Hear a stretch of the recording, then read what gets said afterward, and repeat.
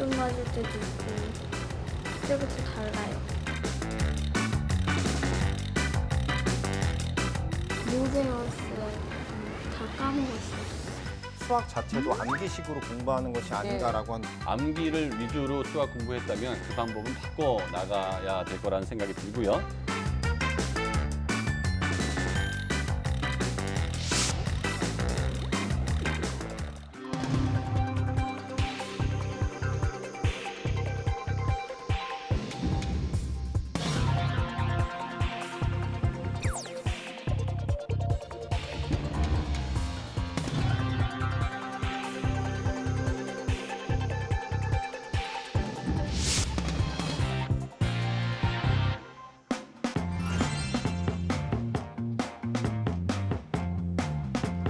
즐거운 이야기를 통해 수학의 재미를 찾아보는 수다학입니다. 요즘 들어서 학교 폭력과 관련된 소식들이 끊임없이 들리고 있는데요. 이런 소식을 접할 때마다 많은 학부모님들께서 어떻게 하면 우리 아이 안전하게 학교 생활할 수 있는지 많은 고민들을 하고 계세요. 그런데 이런 소식 들으면 사실 학부모님들도 놀란 가슴을 쓸어내리시지만 선생님들도 마찬가지실 것 같아요. 그럼요. 너무나 안타깝죠. 그런데 이제 선생님들께서 학교에서 철저하게 폭력 예방 교육을 실시를 하고는 있는데 부득이하게 이제 교실에 부재 중이시거나 또는 출근 전에 일어난 사고나 방과 후에 일어난 사고까지는 어떻게 통제가 불가능해서 더 안타까운 것 같습니다. 그러니까 가정에서 어머니께서 이런 일이 발생을 했다면 우선 단호하고 엄중하게 학폭위도 이제 개최해달라고 요구를 하고 책임을 분명하게 물어서 아이의 울타리를 든든하게 쳐줘야 됩니다. 이런 일이 일어나기 전에 가장 중요한 건 사실은 예방이잖아요. 그렇죠. 평소에 엄마한테 말해, 다 지켜줄게라고 든든하게 아이와 교류를 해주시고 그리고 보면은 꼭 징후가 되는 말을 해요. 엄마 학교 가기 싫어. 우리 이사 가면 안 돼? 아, 유치원 때가 좋았는데 뭐 이런 식의 얘기를 네. 하고 물건이 자꾸 없어지거나 이런 징후가 있기 때문에 꼭 관찰을 하셔서 찾아내서 도움을 줘야 합니다. 김혜자 선생님이 그랬잖아요. 그 꽃으로도 때리지 마라. 이 상처가 굉장히 오래 가는 겁니다. 그럼요. 저도 그 초등학교 때 그 제가 제 짝꿍을 좋아해가지고 짝꿍한테 나 너 좋아해. 그러더니 갑자기 얘가 꼬집더라고요. 꼬집는데 꼬집으면서도 팔을 비틀었어요. 이렇게 약간 전문적이었어요. 굉장히 고통을 배가시키는 네. 짓을 하더라고요. 그래서 너무 아프니까 제가 소리를 지르다가 거의 뭐 득음할 뻔할 정도로 소리를 질렀는데 아직도 그때 추억이 떠오르는 거 보면은 상처가 지금까지 몇십 년을 가고 있는 거예요. 그걸 지금 학교 폭력이라고 얘기하는 거예요? 아니, 데이트 폭력. 저한테 물어봤어도 저도 꼬집었을 것 같네요, 진짜. 근데 사실 어린아이들한테는 부모님들이 더욱더 관심을 갖고 지켜보시는 게 진짜 중요할 것 같긴 한데요. 중고등학생들은 워낙 또 질풍노도의 시기를 겪고 있다 보니 부모님들한테 이런 얘기를 다 털어놓지도 않는 그런 경우가 많이 있는 것 같거든요. 네, 생각보다 그런 사건, 사고들이 많이 일어나는데 제 학교에서는 그렇게 불미스러운 일들이 딱 명확하게 나타나진 않았지만 네. 작은 언어 폭력으로 인해서 좀 고민하는 친구들이 있어요. 요즘 친구들이 말을 좀 거칠게 한다든지 그다음에 생활 속에서 욕을 하는데 그게 욕이라고 생각하지 않는 경우들이 있어요. 그렇죠. 나는 장난으로 얘기했지만 상대방에게는 그게 고난이 될 수 있다라고 하는 것을 생각했으면 좋겠고요.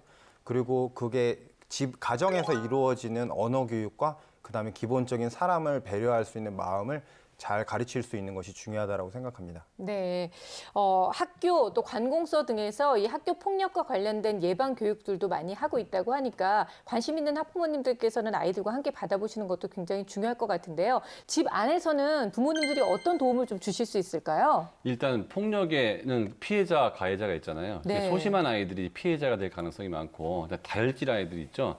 잘 못 참는 아이들이 이제 가해자가 될 가능성이 많은데 피해자가 될 가능성이 있어 보인다면 우리 아이가 정말 아주 작은 거라도 나한테 편하게 얘기할 수 있는 그리고 나는 그거를 잘 들어줄 수 있는 엄마라면 아주 초기 단계에 좀 예방을 할 수 있을 것 같고요. 혹시 우리 아이가 좀 다혈질이다, 그다음에 욱하는 성질이 있다 이러면은 정말 누군가한테 폭력을 행사한다는 게 굉장히 안 좋은 일이라는 것을 그럼요. 계속 얘기해 네. 줌으로 인해서 이 아이 및 그 다른 아이들이 피해를 보는 것들이 없게 만들어야 될 것 같아요. 네, 우리의 아이 그 어느 누구 하나도 학교 폭력의 가해자, 학교 폭력의 피해자가 되지 않도록 학부모님들께서 지속적인 관심과 또 사랑을 보여주셔야 할 것 같습니다. 자, 오늘 수다학의 고민을 들고 온 학생은요, 초등학교 5학년 아주 예쁜 여학생입니다. 어떤 고민이 있는지 지금부터 화면으로 만나볼게요. 오랜 시간을 달려 제작진이 찾아간 곳은 세종특별자치시. 설레는 마음으로 문을 두드려 보는데요. 오늘은 과연 어떤 친구가 기다리고 있을까요? 안녕하세요. 안녕하세요. 네, 들어오세요. 바이올린 소리가 들리는데. 네, 다현이가 연습하고 있어요. 들어오세요. 다현아, 사랑하는 선생님 오셨어. 안녕. 바이올린 선율만큼이나 아름다운 소녀 이다연 양입니다. 바이올린 배운 지가 지금 1년이 채 안 됐다고 해요. 그런데 본인이 굉장히 열심히 연습을 해서 뭐 실력이 일취월장이라고 합니다. 다연이는 세종시에서 운영하는 오케스트라에 소속돼 공연을 다닐 정도로 바이올린에 소질이 있다는데요. 그런데 하는 게 이뿐만이 아니라고요? 오케스트라에서 바이올린을 배우고 있고요. 사회복지에서 하는 학원에서 그냥 여러 가지 미술, 춤, 국어, 수학, 영어 이런 학교에서 못하는 거 그런 거를 많이 이렇게 가리키는 거를 이제 학원에서 하는 걸 우리 다연이가 그렇게 하고 있어요. 바이올린에 춤, 미술까지 이렇게 많은 걸 하면 힘들진 않을까요? 힘든데 재밌으니까 하는. 힘들어도 어느 하나 놓치고 싶지 않다는 다연이. 매년 미술대회에서 큰 상을 받아올 정도로 그림도 잘 그린다는데요. 이렇게 예체능 쪽으로 뛰어난 다연이의 꿈은 뭘까요? 치과 의사요. 네? 치과 의사요? 저희 식구들이 딸 넷에 아들 하나인데 자기 딴에는 너무 어렵다고 생각을 했나 봐요. 그래서 엄마 돈을 많이 벌 수 있는 게 뭐예요? 그래서 선생님, 학교 선생님 아니면 이제 의사가 돈을 많이 벌 것 같다 이렇게 하니까 치과 선생님을 하고 싶다고 그러더라고요. 오, 꿈은 또 굉장히 야, 다른데요. 치과 의사 되려면 네. 공부 잘해야 되는데 지금 댄스 배울 시간이 없을 것 같은데 지금. 다연 치과. 뭐 이제 상호도 다 정해졌고 치과 선생님이 되기만 하면 됩니다. 치과 의사가 꿈인 만큼 열심히 공부하는 모습이 기대되는데요. 그런데 지금 뭘 하는 거죠? 다현아, 지금 뭐 하는 거야? 액체계를 만들어줘요. 액체를 만들고 있었어? 다현이 공부 그럼 언제 해? 집에서는 안 해요. 학원에서 다 하고 왔어요. 집에서는 공부를 안 한다. 공부방에서 배운다고 다 내 것이 되는 건 아니거든요. 매일매일 규칙적인 수학 학습이 필요한 것 같습니다. 안 하는 것보다는 이제 학교 끝나고 자기가 하는 나가서 미술, 뭐 수학, 국어 여러 가지 그런 공부를 많이 하다 보니까 집에 오면 9시가 되고 좀 너무 힘든 것 같아서 그런지 저도 또 미용실을 하다 보니까 9시에 끝나서 와서 저도 봐줄 수 있는 형편이 못 돼서 어머님이 바쁘시군요. 그래서 어머니가 더 학원 같은 데도 많이 보내시는 네. 것 같기도 해요. 그죠? 이것저것 많이 하는데 능동적으로 하기보다는 그냥 필요한 만큼만 계속 조금씩 하는 그런 모습이 보이네요. 5학년 정도 됐을 때는 스스로 공부하는 시간이 학원에서 배우는 시간보다 더 중요하다는 걸 생각했으면 좋겠습니다. 공부방에서 전 과목을 배우고 있긴 하지만 집에서 복습이 거의 이뤄지고 있지 않은 상황. 그렇다면 다연이의 학교 수학 성적은 어떨까요? 다현아, 네, 이번에 수학 시험 봤다면서? 네. 100점 맞은 게 있어요. 진짜? 잠시만요. 당당한데요? 100점짜리래잖아요. 아니 뭐 이 정도면 뭐 집에서 이렇게 놀아도 될 것 같은데요? 기세등등하게 시험지를 가져오는 다연이. 100점 맞은 시험지야? 그럼 혼자 반에서 100점 맞은 거야? 아니요. 몇몇 애들도 100점 맞았어요. 많이. 거의 다 100점 맞았어요. 그러면은 다른 시험 같은 경우는 몇 점 맞아? 90점 맞을 때도 있고 그때그때 달라요. 정말 90점에서 35점까지 들쑥날쑥한 시험 점수. 갑자기 성적이 뚝 떨어졌을 때 다연이의 기분은 어땠을까요? 너무 속상해서 시간 날 때 그냥 일요일이나 토요일마다 혼자서 공부하니까 조금씩 더 점수가 올랐어요. 그러니까 본인이 잘하고 싶은 욕심이 분명히 있는 것 같아요. 점수가 낮으니까 어떻게 해서든지 내가 점수를 잘 맞아야겠다 생각하지 않는 아이들도 진짜 많거든요. 주말에 조금씩 공부를 시작한 다현이. 효과가 있었는지 최근에 본 시험은 결과가 좋았다는데요. 이런 다현이를 어머니는 어떻게 생각하고 있을까요? 그러니까 믿는 것 같아요. 내가 볼 때. 내가. 우리 딸한테는. 아직 지금 우리 딸이 제가 지금까지 키운 딸 넷 중에 욕심이 너무 많아서 그러면 쟤는 진짜 지가 엄마 저 학원 보내주세요. 이렇게 할 거기 때문에 저는 믿고 그냥 있다가 진짜 어려우면 저는 언제든지 하고 싶지 않은 거를 어거지로는 그거는 힘들 것 같아요. 그래서 아직 지금 그거를 생각하고 있기 때문에 저는 아직까지는 괜찮아요. 어머니가 딱 네, 믿고 네. 계시는군요. 믿는 건 좋은데 네. 너무 믿는 것 같다는 생각이 들고요. 사실 5학년이 자기한테 꼭 필요한 거를 그렇죠. 꼭 필요할 때 얘기한다는 게 사실 쉽지 않기 때문에 그 엄마가 어느 정도는 적극적이 될 필요가 있을 것 같아요. 네. 다현이의 진짜 실력이 궁금한 제작진. 다현이 수학 공부 얼마나 하고 있는지 아저씨가 테스트하려고 뭐 이렇게 문제 준비해왔거든. 그 5학년 문제인데 한번 풀 수 있는지 볼래? 제작진이 건넨 시험지를 넘겨보는데요. 그런데 못 풀 것 같아. 못 풀 것 같아? 힘든가? 어려워? 못 외웠어요. 다 까먹었어요. 아 그래? 그러면은 아저씨가 4학년 것도 준비하는데 한번 봐봐. 이거는 풀 수 있을까? 이건 풀 수 있을 것 같아. 오케이, 그러면은 한번 풀어보자.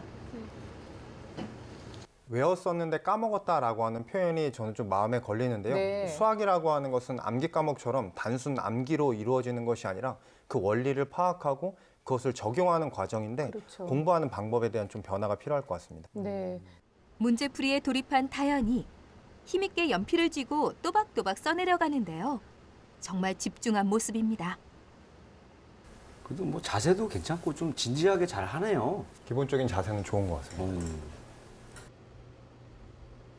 그런데 한 학년 낮은 4학년 문제임에도 생각보다 시간이 오래 걸리는데요. 30분이 흐르고 나서야 문제를 다 풀어낸 다현이.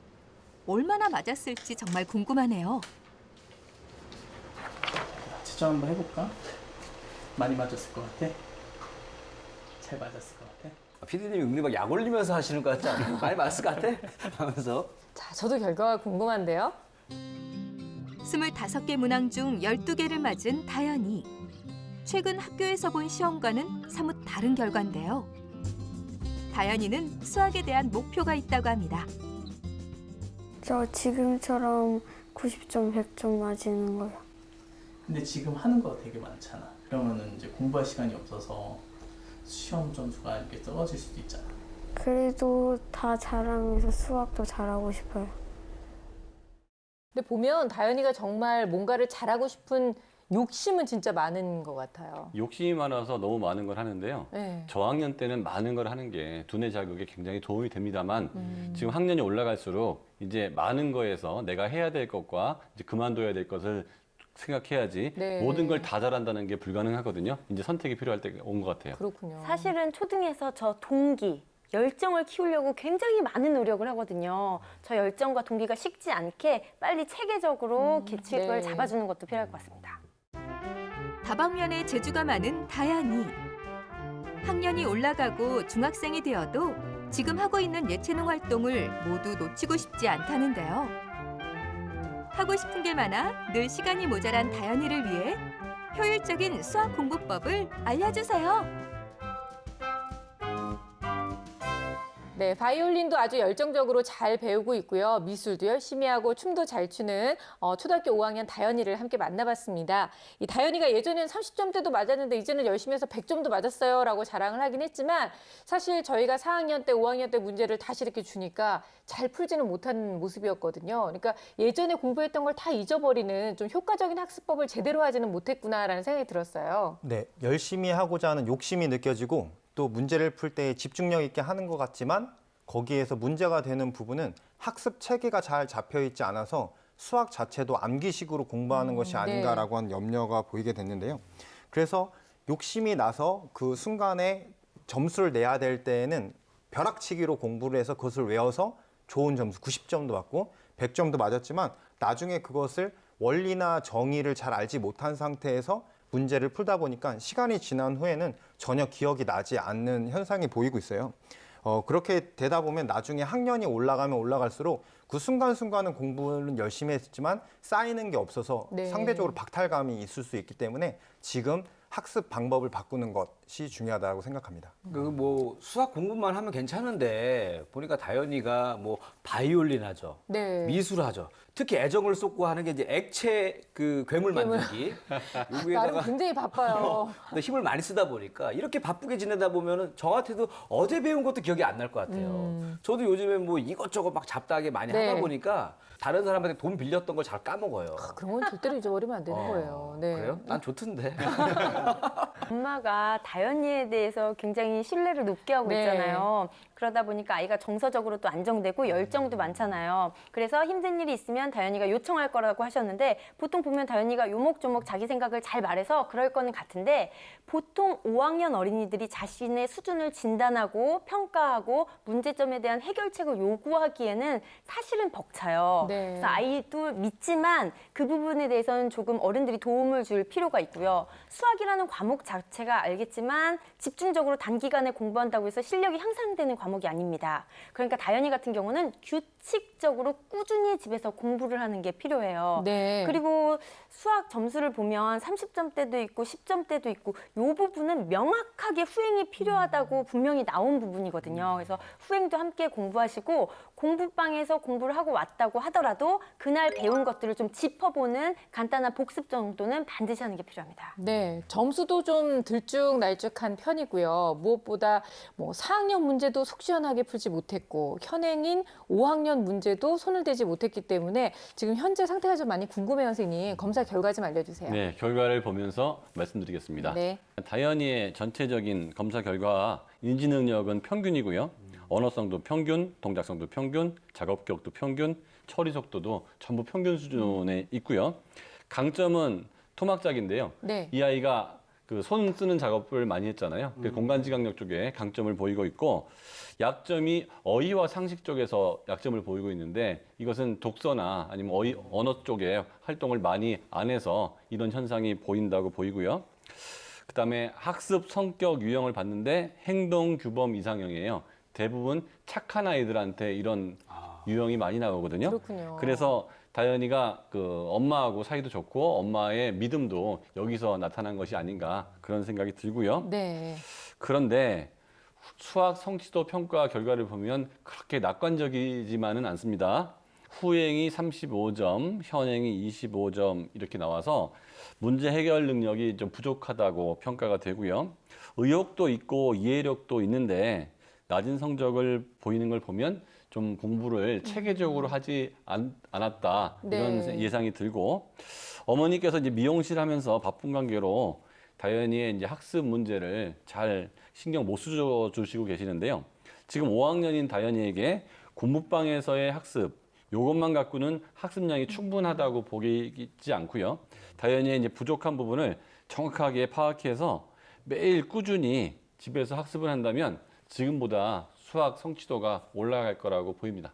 네, 어머님이 워낙 또 바쁘신데다가 이제 형제들이 또 있다 보니까 다 신경 쓰기는 어려우셨을 것 같아요. 우리 다현이가 그 와중에 본인의 일을 좀 잘해보려고 노력을 했는데 이제 도와주는 부분이 좀 분명히 필요할 거라는 생각이 들거든요. 부족한 부분은 저희가 좀 잘 정확하게 파악을 해서 이 부분을 짚어드리면 그 부분에 좀 이렇게 노력을 하시면 개선이 되지 않을까 싶은데요.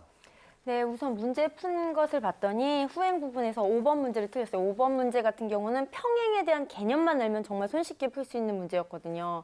7번 문제 같은 경우는 평행사변형하고 변만 알아도 네. 바로 정답이 나오는 문제였어요. 6번 문제 같은 경우는 소수점 몇째 자리의 개념만 알면 푸는 문제였는데 이제 이런 조금은 손쉽게 풀 수 있는 문제를 틀린 걸로 봐서 도형과 이 소수 단원에 대해서는 후행이 필요한 것 같아요. 그래서 도형과 소수의 후행을 하기 위해서는 4학년 말고 3학년으로 되돌아가서 3학년부터 나오는 도형하고 소수를 좀 공부를 하는 게 좋은데, 도형 같은 경우는 직접 예쁘게 아까 그림 같은 거 잘 그렸잖아요. 도형에 나오는 개념과 도형의 모양을 손으로 직접 그려보는 연습을 하고, 또 색종이나 칠교놀이를 가지고 조작하는 활동을 하면 많이 늘고요.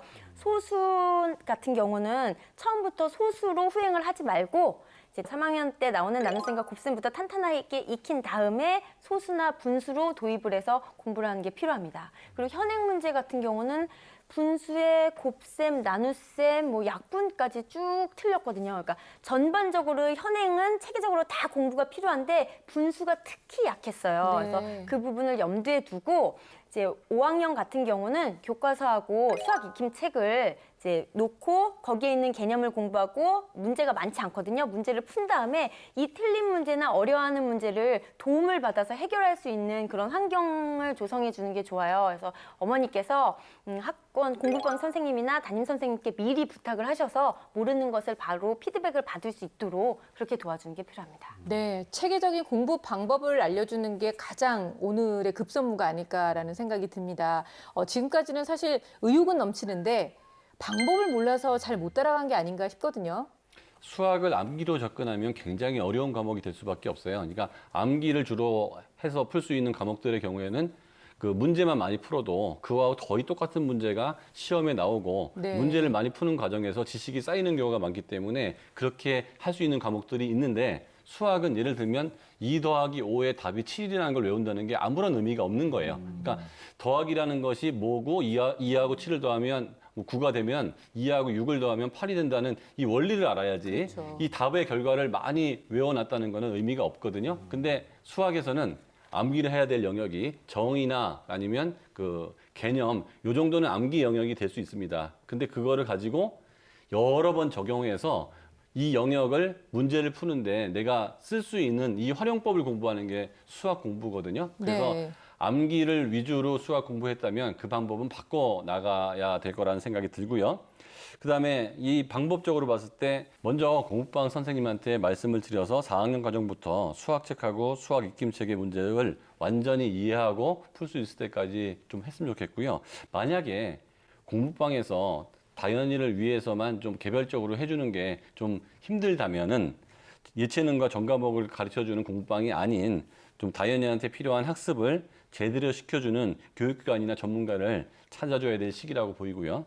그렇게 해서 4학년 교과서 첫 페이지부터 차근차근 공부한다면 현재 의욕이 있기 때문에 지금부터 해도 그렇게 늦어 보이진 않고요. 근데 그렇게 학습한 다음에도 스스로 자기가 문제를 많이 풀거나 복습을 하지 않으면 내 거가 되지 않을 가능성이 높거든요. 네. 그래서 매일 배운 부분을 3장에서 5장 정도 꾸준히 풀고 다음날 선생님하고 채점하고 또 내가 해야 될 분량을 받아내고 이런 과정을 겪어야 되고, 만약 그것도 여의치 않다면 인터넷이나 동영상 강의를 통해서 부족한 부분의 개념을 정확히 파악하고 가는 과정이라도 가져야 될 것 같아요. 저는 그 다현이를 위한 공부 방법으로 네. 우리 그 PD분이 갑자기 딱 시험지를 딱 내밀었더니 막 집중해서 풀었단 말이에요. 여기서 좀 힌트를 얻었어요. 그러니까 다현이는 평상시에는 이 수학 공부할 때만 수학을 생각하는 거예요. 네. 생각지도 못한 순간에 이 수학 풀어봐! 이런 공부법이 좀 필요한데, 일명 서프라이즈 이벤트 수학 공부법. 그래서 예를 들어서 이제 생일 때도 생일 축하 풀어봐.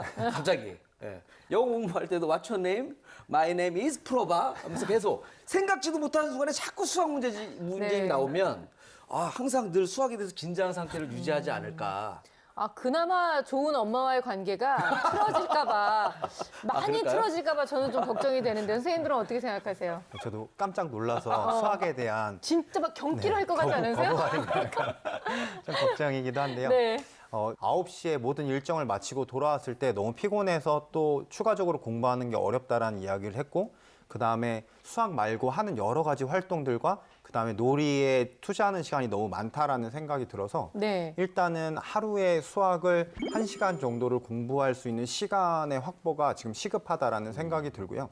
이제 시간도 중요하지만 내가 매일매일 얼마만큼의 분량을 가지고 공부했는지에 대해서 적고, 그것에 일주일 동안 누적된 것이 얼마나 됐는지 확인하는 것이 너무나 중요하겠고요. 네. 공부한 것에 대해서 입으로 표현하거나 누군가에게 공부한 것에 대해서 확인할 수 있는 그러한 공부 방법으로의 전환이 필요하다고 생각합니다. 저는 다현이가 진짜 후행이 시급한 것 같아요. 그래서 4학년도 괜찮지만 3학년 단계부터 후행을 했으면 좋겠는데 3학년 때 후행은 사실 혼자서 스스로 가능하거든요. 그래서 인터넷 강의를 자신한테 맞는 걸 찾아서 일정한 시간에 로그인해서 늘 규칙적으로 듣도록 하고요. 그리고 교재 같은 경우는 문제수가 거의 없고 개념을 자세하게 푼 문제집이 아닌 자습서 형태의 교재를 사서 공부를 하면 좋습니다.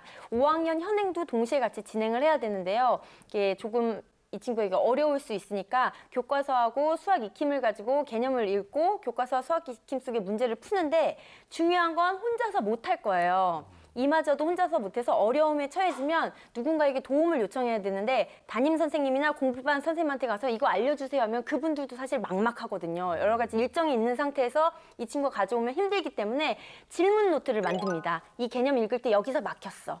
여기 뭐가 어려워? 라고 자신이 명확하게 부족한 부분을 표현해서 선생님들한테 가져가면 선생님들이 훨씬 더 지도하기가 수월하고 더 많은 도움을 주실 거예요. 그래서 네. 현행 같은 경우는 이렇게 질문 노트를 만들어서 공부를 하는 것을 추천합니다. 지금 어머님이 다현이를 정말로 많이 믿고 계시잖아요. 근데 저는 걱정되는 게 이 믿는 도끼에 발등이 찍히실까 봐. 어떻게 보면 지금 선생님들께서 다 말씀하시는 게 너무 믿지 말고 아이가 할 수 있는 방법을 어머니께서 좀 이렇게 도와줄 수 있으면 도와줘라 이런 말씀을 하고 계시잖아요. 엄마가 꼭 하셨으면 좋겠는 역할이 있으면 알려주세요. 지금 돈 벌어서 엄마 호강시켜준다고 굉장히 착한 딸이고 관계도 좋아 보이는데 그래도 관심은 가져줘야 될 것 같아요. 아무리 바빠도 아이가 잘하고 있는지 체크 정도는 하셔야 되는 게 어머니의 역할이고 그다음에 다현이한테 자율성을 주는 건 좋지만 그 자율성을 넘어서서 그냥 방임 이렇게 해버리면 아이들은 발전할 수 있을 때 발전을 해야 되는데 그 기회를 놓칠 가능성이 있다는 거 아셔야 될 것 같고 그다음에 초등학교 5학년이면 아직 어린아이예요. 그래서 내가 뭐를 해야 될지 안 해야 될지 판단력이 떨어지기 때문에 엄마가 가이드는 반드시 해줘야 될 거라는 생각이 들고 엄마의 역할이라는 게 정말 어릴 때 너무 중요하거든요. 사람은 누군가가 선택을 하고 그거를 얼마나 많이 하느냐에 따라서 향후에 성인이 됐을 때 그게 나의 능력이 되는데 그거는 아직 이 아이의 경험이 없기 때문에 경험이 있는 부모의 역할이지 모든 거를 아이가 다 알아서 엄마 원할 때 해주겠다 아이가 필요성을 느끼면 해주겠다라고 하면 운이 좋아서 그런 것들이 아이가 느꼈으면 좋은데 만약에 느끼지 못했다 그러면 정말 중요한 그 시기를 놓칠 수 있다는 거 어머니께서 꼭 아셔야 될 것 같습니다. 네, 다현이가 지금 성적을 올리고 그다음에 꿈을 이루고 싶다라고 하는 마음이 있는 상태예요. 근데 어머님들께서 이렇게 생각하실 수 있어요. 나는 어떤 학습적인 부분에서 어떤 식으로 조언을 해줘야 될지 어떤 식으로 체계를 잡아야 될지 난 몰라서 오히려 내가 하는 것이 아이에게 방해가 되거나 아니면 잘못된 방향으로 갈까 봐 걱정이 돼요 라고 말씀하실 수 있지만 어머님들은 충분히 하실 수 있고 그 근거는 아이랑 같이 이야기를 나누다 보면 좋은 방향으로 서로 이야기를 하면서 좋은 방향을 찾을 수 있고 그게 좀 어렵다는 생각이 드실 때는 선생님께 상담을 하면서 또 아이와 너의 마음이 어떠니? 지금 뭐가 필요할 것 같아? 선생님이랑 이야기를 나눠보니 이런 부분은 우리가 찾아가면 될 것 같아. 친구와 함께 길을 찾아가듯이 어머니께서 그런 역할만 해주셔도 충분히 열정이 있는 친구이기 때문에 좋은 방향으로 갈 수 있을 것 같습니다. 그래요. 다현이는 자기가 되고 싶은 꿈도 확실하게 있고요. 이미 달릴 준비가 되어 있는 것 같아요. 이제 어느 길로 어떤 방향으로 달리면 되는지 어머니가 알려주신다면 충분히 좋은 결실을 맺을 수 있을 거라고 생각합니다. 자, 오늘도 참 다양한 솔루션이 나왔는데요. 그중에서 절대로 놓쳐서는 안 돼. 수다학 전문가들이 전해드리는 다현이를 위한 결정적 한방 전해주시죠.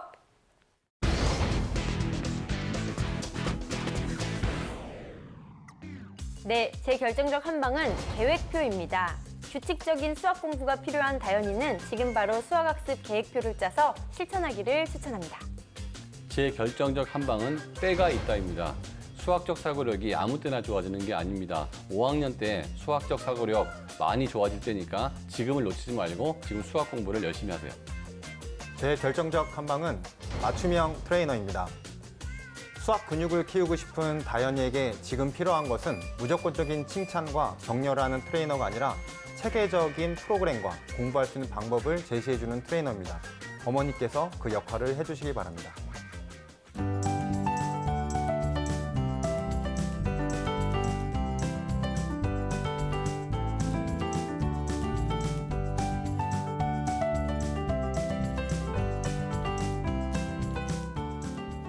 이리 씨의 결정적 한 방도 궁금한데요. 네, 제 결정적 한 방은 제가 준비를 했습니다. 바로 짠! 치약과 칫솔? 네. 다현이의 꿈이 치과 의사잖아요. 그래서 제가 이렇게 준비했는데 네. 그 치아 관리 잘하는 방법 아시죠? 하루 3번 반복적으로 이 양치질을 한다는 건데 저는 수학 공부도 똑같다고 생각을 해요. 수학도 매일같이 공부해야지 네. 이 실력이 늘어나고 튼튼해집니다. 그러니까 공부를 안 하고 대충 설렁설렁 하게 되면 치아도 상하잖아요. 그래서 나중에 우리 치과 가가지고 막 그 신경 치료할 때 그 고통이 수학 공부 안 할 때 그 고통으로 똑같이 와요. 그러니까 반복적으로 우리 양치질 할 때마다 수학도 반복으로 해야지 하면서 공부하기 했으면 하는 마음입니다. 네. 에휴, 그렇게 왜요? 좀 잘하지 그랬어요. 그러니까 지금도 알았잖아요. 그러니까 결정적 한 방 할 때마다 참 마음이 누나로서 안타까워. 진작에 좀 이렇게 철들었으면 얼마나 서울대학도 갔을 텐데 말이죠. 그러니까 말이죠. 네. 넌 늦지 않았다, 다영아. 할 수 아저씨는 있어요. 좀 너무 늦게 깨달았다. 그래요. 그동안 방법을 잘 몰라서 그냥 암기 과목 하듯이 수학을 대했던 우리 다현이. 아마 선생님들이 말씀해 주신 여러 가지 솔루션을 통해서 제대로 된 공부 방법을 통해서 공부를 한다면 분명히 달라진 모습 기대할 수 있을 겁니다. 자, 이번에는 수다학에서 준비하고 있는 파인드 매스 시즌 2 함께하고 계시죠. 산업 수학 이야기를 나눠볼 텐데요. 오늘은 교통 속에 숨겨져 있는 수학 이야기를 나눠보려고 합니다. 교통. 이 교통이라고 하면 이 수학을 활용한 아주 대표적인 예가 있습니다. 무슨요? 이 서울시에서 심야 버스 노선도를 만들 때 그래요. 이 네네. 빅데이터를 활용해가지고 정말 최적화된 버스 노선을 만든 예가 있는데 네. 어떻게 했냐면요. 그 통신사에서 야간에 전화하시는 분들 30억 건의 이 통화량을 네. 이 빅데이터를 통해서 분석을 철저히 해서 어떤 사람이 야간에 어디로 이동하는지를 다 분석을 해서 이 완벽한 심야 노선도를 만들었기 때문에 시민들의 반응이 좋은 거예요. 또 이런 것도 조사를 했대요, 이거 진짜. 다 모르세요? 이런 거? 대단하네. 대단하네요. 아니 이거 우리 저번에 네. 수다학에서 했던 겁니다. 어쩐지 어디서 들어본 것 같았어요, 내가. 아니 이런 고급 정보를 제가 어디서 얻겠어요? 수다학밖에 없습니다. 네, 성인들한테도 필요한 프로그램 수다학 많은 좋아요, 시청 좋아요. 부탁드리겠습니다. 홍보 잘하고 있네요. 네. 맞습니다. 자, 이렇게 교통 속에 숨겨져 있는 수학 이야기 오늘 준비하고 있는데요. 제 생각에는 왠지 뭐 이렇게 요금 내는 것도 있고 버스 노선도 있고 시간 재는 것도 있고 이래서 굉장히 많은 비밀이 숨겨져 있는 것 같거든요. 자, 파인드 매스 시즌 2 산업 수학 이야기 지금부터 시작합니다.